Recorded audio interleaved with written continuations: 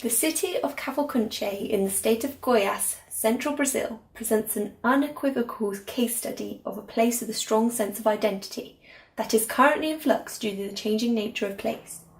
The city lies on the border of the Chapada dos Veredas National Park, famed for its natural beauty and abundance of waterfalls. The city is set to open a new route into the park, creating a link to the only other vehicular entrance to the park at the town of São Jorge, and therefore it's expected that the city will welcome an increase in tourist activity with this new opening. Cavalcante makes up one of the 3 cities that are suitable for welcoming visitors to the Chapada dos Veredas Park, with the cities of São Jorge and Alto Paraíso to the south being more developed in terms of tourist activity. The setting of Cavalcante can begin to give us an understanding of its place identity and why tourists want to visit. The context of place originally lies within its historical beginnings and the topography that surrounds it. The city lies on the boundary of the Chapada dos Veredas National Park. The national park is well known within Brazil for its natural beauty and waterfalls that attract nature lovers and eco-tourists to the surrounding cities.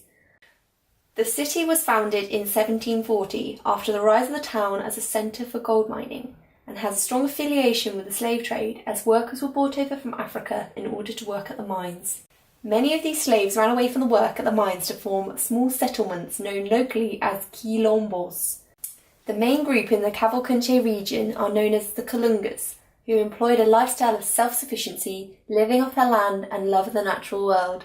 These settlements are still found on the periphery of the city and generate another source of uniqueness and interest to the landscape of Cavalcante.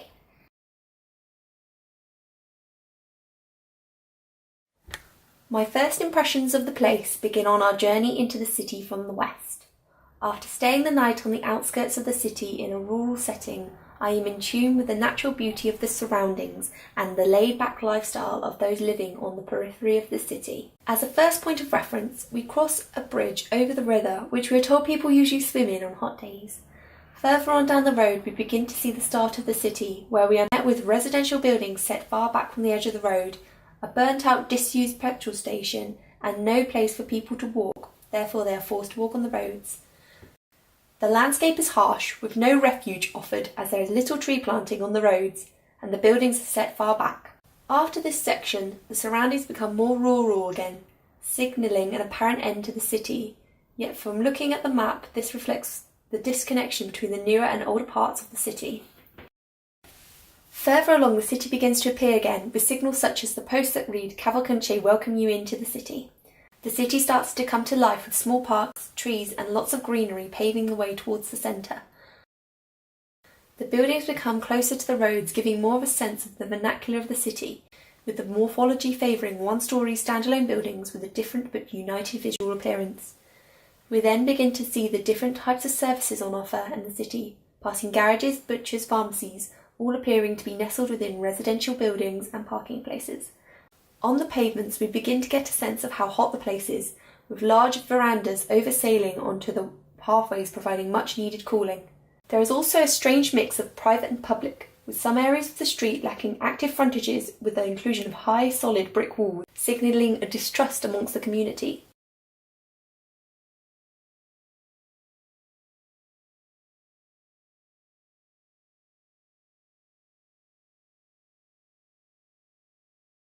As we round the corner onto the main square and the apparent centre of the city, we see the return of the greenery that disappeared from the streets, and a great sense of arrival to a strong focal point in the city. The square is flanked by restaurants and bars and can be imagined as a lively hub within the city as the sun begins to set.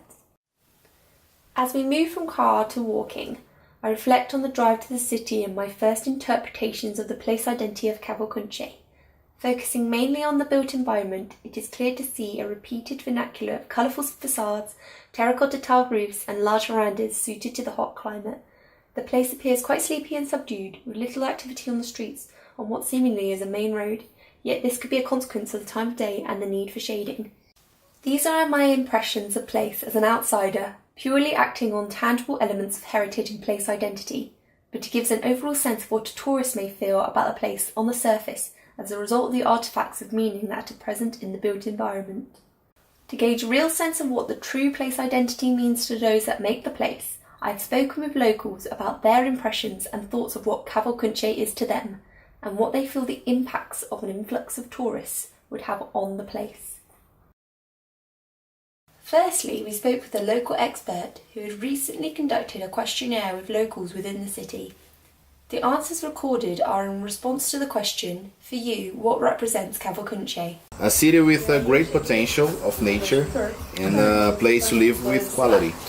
A hidden paradise between the hills, a rich culture, an abundant nature and peace. Rest, family, pure air, my home, my mark on history. One of the greatest potentials of South America to the ecotourism. From these responses, we can see that Cavalcante is fondly regarded by its residents, and it is interesting to note the positivity that tourism is felt from those questioned, particularly in terms of the surrounding natural attractions. There is also a note on the peacefulness and relaxation that is felt in Cavalcante. Others who were asked about the strong elements of Cavalcante's place identity agreed that the natural surrounding is its strongest asset. Other assets mentioned were about the people who make up the community, and great pride was taken about the people being the original Chapadeiros, meaning it was the first settlement and city within the Chapada dos Veredas region. It is also noted that the slower rhythm of life defines the community and the activities that take place in the city, and complements the nature of the place.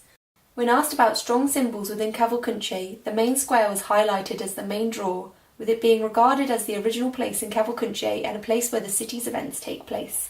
The people's favorite town squares, and most of them answer Diogo Teles Square. So I guess that's a bit part of the identity of the city. Well, it may be a very simple city, but still people still get to have their favorite places and spot. So I guess that's what makes the city's identity. That's the point where the city started. And since then, they changed, it grew, but it still is the first point. In terms of tourist development, participants noted the great potential Cavalcante has as a destination, but worried about the waterfalls being the only reason to visit the area. It is also important that we create a more, bright, a more beautiful, more, comfortable space, a urban space for a tourist, but we try not to lose the whole culture and the whole history, and try to use it in a sustainable way. Like other from the waterfalls, I think it would be the culture, to get to know this way of living, and what is most effective for the people here in Cavalcante. It's a city that always reminds everyone around here about family, about friends, about peace, about rest. I think rest would be the second biggest attractive point of Cavalcante, other than the waterfalls. Other participants noted that the current facilities and infrastructure within Cavalcante was not enough to welcome the likelihood of a greater number of tourists.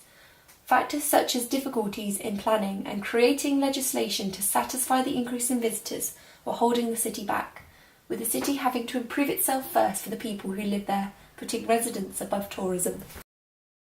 The conservation of the positive interpretations of place and heritage elements discussed in this film is essential to enable an authentic experience of place for visitors, and to preserve the important characteristics of place identity for the residents of the city. Although the place is not currently suitable for a large influx of tourists, it is clear to see the potential the place has. The study has given an indication of what elements of the place should be retained in order to preserve and strengthen Cavalcante's place identity for its inhabitants and for those that visit.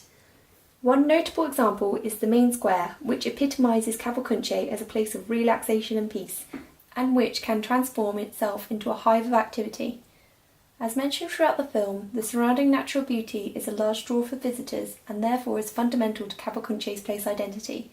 To enhance the city's presence as a destination alongside these elements, more needs to be done in terms of activities on offer to enrich the reasons for people to come and visit when comparing to São Jorge and Alto Paraíso. Overall, the city has great potential as somewhere that is a great place to visit, whilst also being somewhere for the community.